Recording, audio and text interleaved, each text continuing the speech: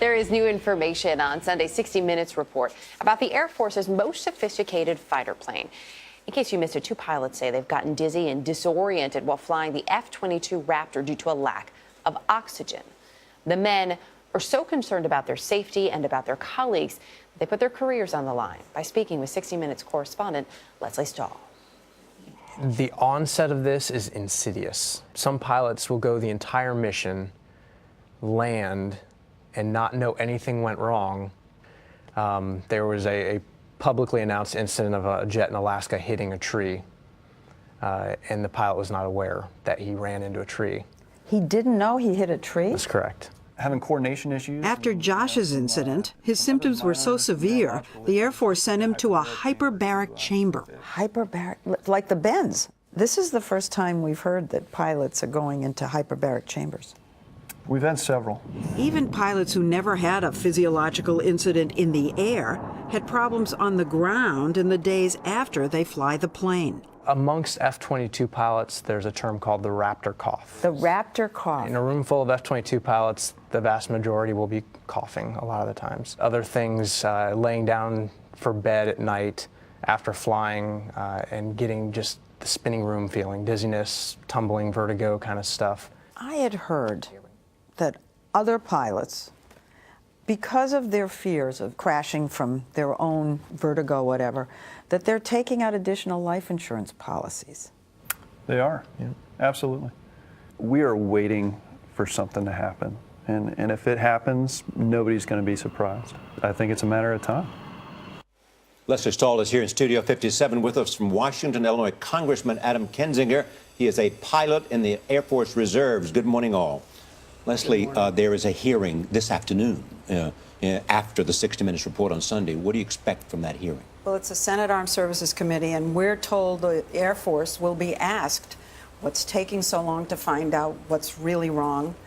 And I suppose they may be pushed into the same question we were asking. Do you need to ground the plane again in order to find out what's wrong? And what do they say so far? They do not believe it's necessary to ground it. Yeah, they say that they have minimized the risk enough that they're comfortable keeping the plane in the air. Congressman, what do you think?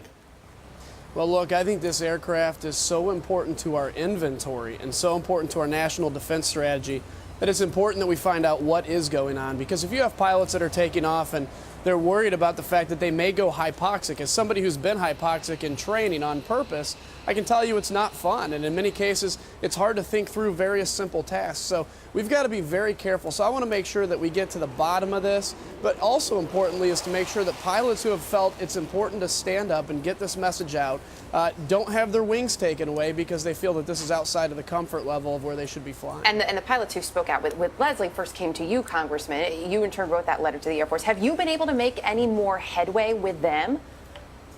You know, no, unfortunately, we've requested a number of items from the Air Force. We had pushback where in some cases they claimed executive privilege, in some cases they claim they just didn't have access to various studies. We're getting ready to make the request again and a few more items, and we expect either they'll comply or they won't comply, but we want to see it in writing so we can figure out what to do next. Let me see if I understand this. The problem is that the planes are continuing to fly and they do not know what the causes that make the pilots sick.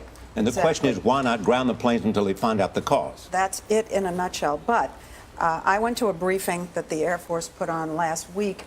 I have no doubt that they are doing everything to figure it out. It's baffling that it's taken a year and a half. What do they suspect?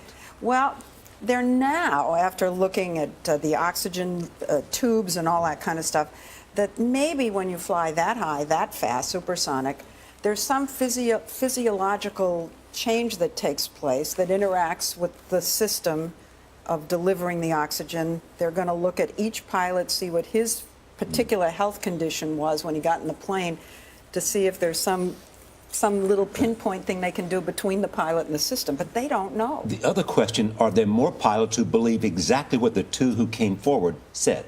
Oh, yeah. They're just not, as the pilots tell us, it's a silent majority. Congressman, why shouldn't they shut down the planes until they know the answer? Well, that's a decision I think the Air Force has to make. They did remove the charcoal filter, which they put in as a mitigating factor to unground the aircraft when they were grounded in the past. That's a decision they have to make. Where my concern is that they get to the bottom of this. As Lesley said, I don't think there's a conspiracy here to hide anything.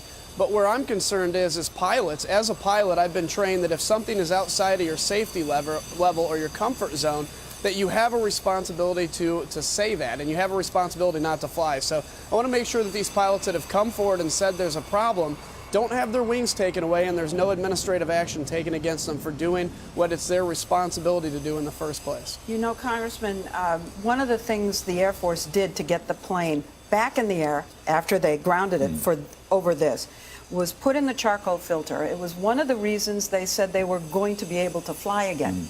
Now they've taken that charcoal filter out because there's suspicion that was hurting the pilots. So now they're flying without any additional protection right now. And so Well, yeah, that's That's baffling. It's baffling. And the pilots don't know themselves, Congressman, whether they're going to be punished. You said that they're protected under the Whistleblowers Act, but they're in kind of limbo right now. Well, yeah, they're protected as far as coming forward and telling their story, but as far as if their squadron or the Guard or the Air Force is going to take action against them for not flying, that's a separate issue. And again, I really hope that the Air National Guard and the Air Force says it's their right that if it's out of their comfort zone, they don't have to fly. Congressman Adam Kinzinger and Lesley Stahl, thank you both this morning.